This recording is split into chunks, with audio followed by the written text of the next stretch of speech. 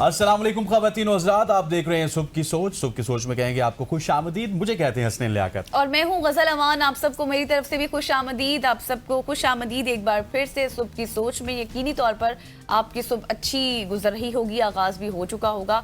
और आज तो वैसे धूप है, मैं जब आ रही थी तो वैसे इस्लामाबाद में तो आज इस्लामाबाद में तो इंग्लैंड वाला और लंदन वाला वेदर बना हुआ था ना, वो अब थोड़ा सा खत्म हो गया है। लेकिन ये है कि ठंड मुझे अब थोड़ी थोड़ी लगती है वैसे अगर देखा जाए, क्योंकि सर्दियां भी आ रही हैं। क्योंकि वैसे अगर लास्ट टाइम की बात करें तो तब इतनी सर्दी नहीं थी, लेकिन अब देखते हैं कि कितनी सर्दियां पड़ती हैं। एग्जैक्टली तो याद आ गया। हाँ, अभी हम सोशल स्टोरीज से ही आगाज करते हैं। जैसे कि आप सब जानते हैं, तो सबसे पहले आपको मोटापे के हवाले से खबर देते हैं।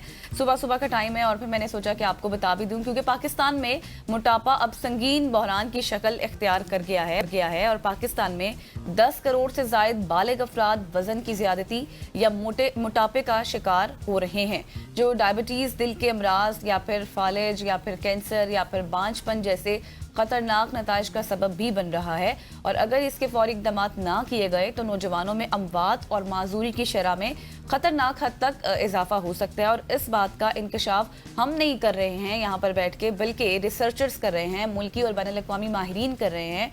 उन्होंने कहा है कि पाकिस्तानियों को खबरदार किया है कि यूनिवर्सिटी ऑफ बर्मिंघम के प्रोफेसर वसीम हनीफ ने यह कहा है कि जनूबी एशियाई अफराद कम वजन पर भी ज़्यादा खतरात से दोचार हो सकते हैं और उनके लिए BMI की मिसाली हद यानी कि 23 होनी चाहिए। उन्होंने मोटापे को एक दायमी मर्ज करार देते हुए भी कहा है कि नौजवानी में जानलेवा भी साबित हो सकता है। और लाहौर में मुनक़िदा एक कॉन्फ्रेंस हुई, बैनुल-अक़वामी कॉन्फ्रेंस, उसमें माहिरीन ने यह कहा कि उन्होंने एक नई दवा दरियाफ्त की है, जेनेरिक वर्जन की दस्तयाबी का उन्होंने खैर मकदम भी किया, जो वज़न में 25% तक कमी ला सकती है। ताहम उन्होंने वाज़े किया कि दवा के साथ मुतवाज़न ग़िज़ा होनी चाहिए, बाकायदा आपकी वर्जिश होनी चाहिए, आपका एक लाइफस्टाइल तब्दील होना चाहिए जिसमें आप प्रॉपरली, जिस तरह आपने किस वक्त एक्सरसाइज करनी है, किस वक्त क्या कुछ खाना है, कितना खाना है। और माहिरीन ने यह भी खबरदार किया है कि अगर मौजूदा रुझानात पर करार रहे तो 57% पाकिस्तानी बच्चे 35 साल की उम्र से पहले मोटापे का शिकार हो सकते हैं। बिल्कुल ऐसी है गज़ल, और ये इस तहकीक से मैं एग्री भी करता हूँ। इसमें हमारे डाइट प्लान का बहुत ज़्यादा अमल दखल है। हमने देखा है कि किसी ज़माने में,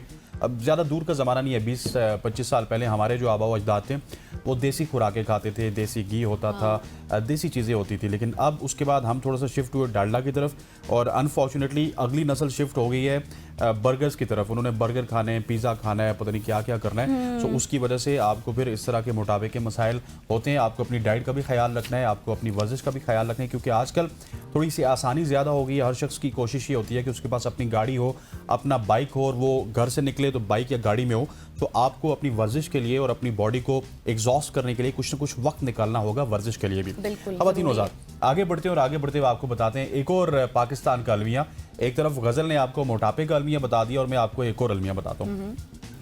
आईफोन मोबाइल के बारे में एक सर्वे सामने आया है। उस सर्वे के मुताबिक पाकिस्तान में ज़्यादातर लोग नॉन PTA या फिर JV आईफोन मोबाइल सिर्फ ये जाहिर करने के लिए खरीदते हैं कि वो समाज में दूसरों से ज़्यादा अमीर हैं। नॉन PTA और JV का फ़र्क मैं बता देता हूँ। नॉन PTA वो है जो PTA से अप्रूव नहीं होता, वो मोबाइल चोरी के नहीं होते। लेकिन JV मोबाइल किसी न किसी मुल्क में चोरी हुए होते हैं, और वो जब आपके मुल्क में आते हैं तो वो कभी भी उनमें सिम नहीं चल सकती, उनका सॉफ्टवेयर ब्लॉक होता है, सिर्फ आप वाईफाई पे उनको चलाते हैं।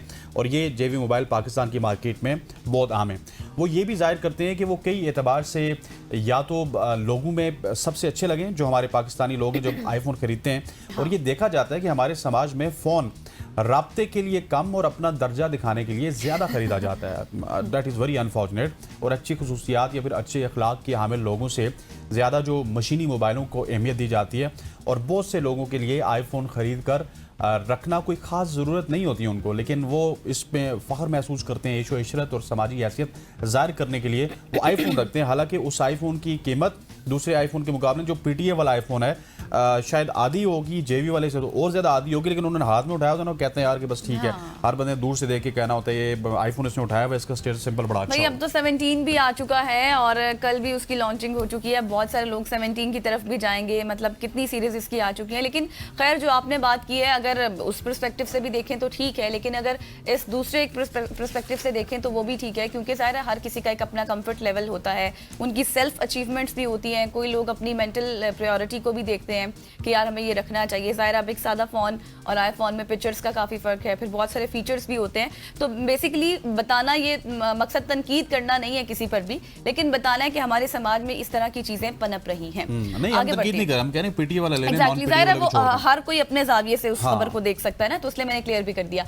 आगे बढ़ते हैं और एक तोतों की खबर आपके साथ शेयर करते हैं। तोता एक ऐसा ज़हीन परिंदा है जिसे कुदरत ने ये सलाहियत दे रखी है कि वो ना सिर्फ मुख्तलिफ आवाज़ों को याद कर सकता है बल्कि उन्हें दोहराता भी है। लोग अपने घरों में ऐसे तोते रखते हैं, मेरे अपने घर में तोते हैं जो बोलते हैं, बातें करते हैं और बहुत शौक से पाले हुए हैं, और उनके नाम भी दोहराए जाते हैं। मतलब जैसे हम घर जाएं तो हमारा भी नाम लेते हैं, तो छोटे मोटे जुमले भी अदा करते रहते हैं अक्सर। लेकिन बाज़ औक़ात ये तोते कुछ गैर अखलाकी अल्फाज और जुमले भी सीख लेते हैं। तो खबर कुछ यूं है कि बरतानिया के मशरकी हिस्से में वाक़े लिंकनशायर वाइल्ड लाइफ सेंटर की कॉलोनी में कायम एक चिड़ियाघर में अफ्रीकी नस्ल के 5 सुरमई तोते थे, और उन तोतों ने क्या किया, उन्होंने इंतज़ामिया ने उन्हें बदकलामी करने और मेहमानों को गालियां देने के बायस अलग कर दिया। सबसे इम्पॉर्टेंट और इंटरेस्टिंग बात ये थी कि तोते गाली देने के बाद एक साथ बैठते थे और फिर वो हंसते भी थे, जिस पर आने वाले लोगों को वो ज़ाहिर लोग हैरान भी होते थे और महजूज भी होते थे कि ये क्या हो रहा है। और इंतज़ामिया के मुताबिक तोतों को कुछ वक्त के लिए अभी अलहदा रखा गया है ताकि उनकी आदतें बदल सकें। बिल्कुल ऐसे तोतों को अलहदा रखा गया, और ये वैसे भी माहौल के ऊपर बड़ा डिपेंड करते हैं। आपको जिस किस्म के इन्वायरमेंट में रखा जाएगा, आपकी आदत, आपके तौर तरीके उस तरह के इन्वायरमेंट के हो जाएंगे। अगर आप हमें हॉस्पिटल में ले जाएंगे तो हम थोड़ी अरसे बाद वही काम कर रहे होंगे जो वहाँ पे डॉक्टर्स कर रहे होंगे या नर्सेज कर रहे होंगी। और एक अगर हमारे इदारे में आ जाएंगे, आप मीडिया में आ जाएंगे, तो आप के जो क्या कहते हैं तौर तरीके बदल जाएंगे, एक डिसिप्लिन मेंटेन हो जाएगा। बिल्कुल ऐसे। खबरदीन वजात आगे बढ़ते हुए आपको बताते हैं एक बहुत ही अच्छी खबर है मेरे पास। साइंसदानों ने डायबिटीज़ के जो इलाज है उसमें तारीख साज कामयाबी हासिल की, और पहली बार एक मरीज़ में जीन एडिटिंग के ज़रिए तरमीम शुदा लबलबे के खुलियात ट्रांसप्लांट किए गए, जिसके बाद वो बगैर किसी एंटी रिजेक्शन दवा के खुद इंसुलिन पैदा करने लगा। ये मरीज़ 42 साल शख्स है जो बचपन से टाइप 1 डायबिटीज़ में मुब्तला था। अमरीकी माहिरीन ने इसके जिस्म में डोनर आइसोलेट सेल्स मुंतकिल किए, ताहम इससे कबल इन खुलियात में जदीद टेक्नोलॉजी CRISPR के ज़रिए 3 जीनियाती तरामीम भी की गई। इन तरामीम में ऐसे मार्कर्स को हटाया गया जो टी सेल्स को गैर मुल्की खुलियात में पहचानते हैं और पहचानने में मदद करते हैं, जबकि एक प्रोटीन CD47 शामिल किया गया जो जिस्म के मुदाफ़ियाती इम्यून सिस्टम जो होता है, मुदाफ़ियाती निज़ाम, उसके हमले को रोकने में मददगार साबित होते हैं। और माहिरीन के मुताबिक ट्रांसप्लांट के बाद सिर्फ 12 हफ्तों में ये खुलियात फ़ाल हुए और मरीज़ के जिस्म ने खाने के बाद ब्लड शुगर में इजाफे पर इंसुलिन पैदा करना शुरू कर दी। हैरत अंगेज़ तौर पर मरीज़ को किसी किस्म के जो एक्स्ट्रा दवाएं थी वो लेने की ज़रूरत नहीं पड़ी, और तहकीक में यह भी दिखाया गया कि सिर्फ वही खुलियात जिंदा और कारामद हैं जिनमें तीनों तरामीम मौजूद थी, जिससे इस जीनियाती तरीका इलाज की कामयाबी को बराह रास्त साबित किया गया। और अगरचा मरीज़ को अभी भी मजीद इलाज की ज़रूरत है, वो मुकम्मल तौर पर इंसुलिन फ्री नहीं हुआ, ताहम साइंसदानों का कहना है कि यह तजुर्बा इस बात का सबूत है कि मुस्तकबिल में जीन एडिटिंग और खुलियाती ट्रांसप्लांट के जरिए टाइप 1 डायबिटीज़ या फिर डायबिटीज़ का देर पा इलाज मुमकिन हो सकता है। अच्छा, वैसे it's a very huge breakthrough अगर ये हो गया कामयाब, जिस तरह से आपने कहा कि अभी मजीद इलाज की भी ज़रूरत है, जो मरीज़ होगा उसको, माहिरीन भी ये कह रहे हैं। लेकिन अगर ये मुमकिन हो जाता है तो ये एक बहुत बड़ा ब्रेक थ्रू होगा, क्योंकि ज़ाहिर है हमने टाइप 1 हमेशा से सुना, टाइप 2 हमेशा से सुना, फिर इंसुलिन, फिर मेडिसिन, मतलब अब तो एक ऐसा टाइम आ चुका है कि डायरेक्ट भी लोग इंसुलिन की तरफ जा रहे हैं। तो इसलिए अगर ये चीज़ हो जाती है तो फिर इंसुलिन से जान छूट जाएगी बहुत सारे लोगों की। ज़ाहिर इंजेक्शन लगाने होते हैं, और जो इंजेक्शन भर के लगाना तो बहुत वो एक आप ये कहें कि तकलीफ दे अमल भी होता है। और जिस तरह से आज बच्चों में ये मर्ज़ बढ़ता चला जा रहा है, हमने इसके ऊपर बाकायदा एक सेगमेंट भी किया था, और बहुत सारे लोग ये सोचते हैं कि शायद ये लाइलाज मर्ज है और अच्छे अच्छे कंट्रीज से इसका इलाज कराते हैं, लेकिन शायद मुमकिन नहीं हो सकता। लेकिन अगर ये हो जाता है ना, तो एक बार फिर मैं कहूँगी कि बहुत बड़ी खबर होगी। आगे बढ़ते हैं और आगे आपको लिए चलते हैं उत्तराखंड, जहाँ पर शदीद बारिशों के सबब होने वाली लैंडस्लाइडिंग से सड़कें बंद हो जाने के बाद राजस्थान के 4 तलबा को अपने इम्तिहानी मरकज़ तक पहुंचने के लिए इतनी मुश्किलात पैदा हो गई थी कि उन्होंने हेलीकॉप्टर का इस्तेमाल किया, उसकी मदद ली। और राजस्थान के जो 4 तलबा थे, उन्होंने उत्तराखंड में यूनिवर्सिटी थी जहां पर वो B.Ed का इम्तिहान देना चाह रहे थे, उसके लिए उन्होंने जाना था। उन्हें इम्तिहान देने के लिए मैंने सियाड़ी के RS टोलिया PG कॉलेज पहुंचना था, और उसमें से एक जो जो उसमें एक बच्चा था, उन्होंने बताया कि जब 31 अगस्त को हम हल्द्वानी पहुंचे तो हमें मालूम हुआ कि जो मनसियाड़ी जाने वाले तमाम रास्ते हैं वो लैंड स्लाइडिंग की वजह से बंद हैं और हमें लगा कि हम इम्तिहान नहीं दे सकेंगे। फिर उन्होंने एक निजी कंपनी के बारे में उनको मालूम हुआ जहां वो हल्द्वानी और मनसियाड़ी के दरमियान हेलीकॉप्टर सर्विस फराहम करती थी, लेकिन फिर क्या हुआ कि ख़राब मौसम था और ख़राब मौसम की वजह से ये सर्विस भी फ़िलहाल उस टाइम तक बंद थी। उन्होंने कहा कि हमने तो हेरिटेज एविएशन के चीफ एग्जीक्यूटिव ऑफिसर से बात की है और उनसे ये दरख्वास्त की है कि हमें हल्द्वानी से मनसियाड़ी पहुंचा दें। तो उन्हें बताया गया कि अगर हमने इम्तिहानी मरकज़ ना पहुंचे, हमने अगर इम्तिहान ना दिया तो हमारा पूरा 1 साल ज़ाया हो जाएगा। तो उसके बाद उन्होंने हेलीकॉप्टर के ज़रिए हमें महफूज तरीके से हमारे जो सेंटर था वहाँ पे पहुँचा दिया और फिर वापस हल्द्वानी भी हमें छोड़ दिया। और हेलीकॉप्टर का किराया फ़ी शख्स एक तरफ का 5200 रुपीज़ था। वैसे काफ़ी मुनासिब किराया है, क्योंकि हम कोई अमेरिका की या फिर इस जगह की बात नहीं कर रहे, क्योंकि भारतीय रियासत उत्तराखंड की बात करें और उत्तराखंड में अगर इस तरह की हेलीकॉप्टर सर्विसेज हैं तो ये डेट इज़ क्वाइट अमेजिंग। मैं तो समझ रहा था कि शायद गज़ल आगे जाके बताएंगे कि उत्तराखंड में किसी आर्मी उनकी आर्मी ने या फिर उनकी पुलिस ने या उनकी इंतज़ामिया ने उनको हेलीकॉप्टर सर्विसेज दी, लेकिन वहाँ पे प्राइवेट हेलीकॉप्टर सर्विसेज चल रही हैं। That is very very shocking and amazing for me. और चलें, शुक्र है अल्हम्दुलिल्लाह उनके इम्तिहानात भी हो गए और उनका इतना किराया भी नहीं लगा जितना किराया वो बता रहे। इतना किराया तो आजकल यहाँ से लाहौर का लग जाता है। ख़वातीन, वो भी बस में, जहाज़ की तो आप सोचें ना। ख़वातीन हज़रात, आगे बढ़ते हुए एक इंटरेस्टिंग स्टोरी आपके साथ शेयर करनी है। नॉर्मली ये ख्याल किया जाता है कि बालों का सफ़ेद होना सिर्फ उम्र बढ़ने का नतीजा होता है, लेकिन ज़िंदगी के तजुर्बात भी इसका सबब होते हैं।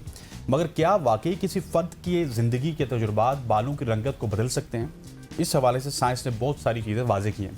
साइंस के मुताबिक उम्र बढ़ने से बालों की रंगत में कुदरती तौर पर तब्दीली ज़रूर आती है, मगर मखसूस अनासिर को इसमें शामिल किया जाए तो उसमें, जिसका मतलब तनाव एक बहुत बड़ा अनासिर है जिसकी वजह से इसकी रफ्तार बढ़ सकती है। आपके ज़हनी तनाव की मैं बात करूँ और रोज़मर्रा की मसरूफ़ ज़िंदगी हो या फिर माली मामलात का इंतज़ाम हो या फिर किसी रिश्तेदार से ख़राब ताल्लुक़ हो, तनाव की वजह से कुछ भी हो सकते हैं। और वैसे तो मामूली तनाव नुकसानदेह साबित नहीं होता, बल्कि इंसान को हालात से मुकाबला करने में मदद फराहम करता है। लेकिन अगर बहुत ज़्यादा तनाव हो जिस्मानी और ज़हनी एतबार से तो मनफी असरात मुरतब ये कर सकते हो, बल्कि मुख्तलिफ अमराज का शिकार भी आपको कर सकता है। मगर ये बात याद रखें कि बालों की कबल अज़ वक्त सफ़ेदी के हवाले से तनाव को बुनियादी अंसर भी नहीं माना जाता।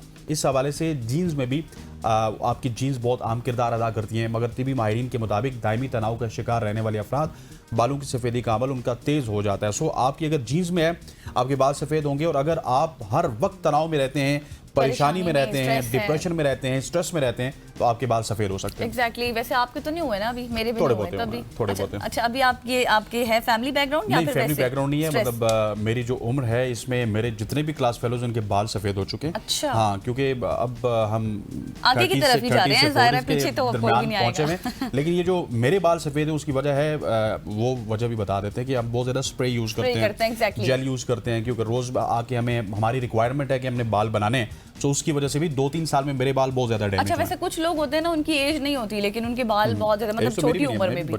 हाँ बिल्कुल, एग्जैक्टली। छोटी उम्र में भी बहुत बच्चों के भी मैंने बाल सफ़ेद देखे हैं। तो इसकी वजह यही है कि वो फिर फैमिली बैकग्राउंड होता है, क्योंकि अक्सर लोग परेशान हो जाते हैं, पेरेंट्स भी परेशान हो जाते हैं कि शायद इनके बाल अभी से सफ़ेद क्यों हो रहे हैं, कोई ख़ास बीमारी है या कुछ, तो वो फिर आपकी फैमिली बैकग्राउंड की वजह से भी होते हैं। तो ये रिसर्च जो आई है वो आपको बताई है। तो यहाँ पर सोशल स्टोरीज हमारी इख्तिताम हो गई। यकीनी तौर पर आपको अच्छी लगी, आई होंगी, इन्फॉर्मेटिव भी काफ़ी थी। यहाँ पर लेंगे एक ब्रेक और ब्रेक के बाद वापस आएंगे, हमारे साथ रहिएगा।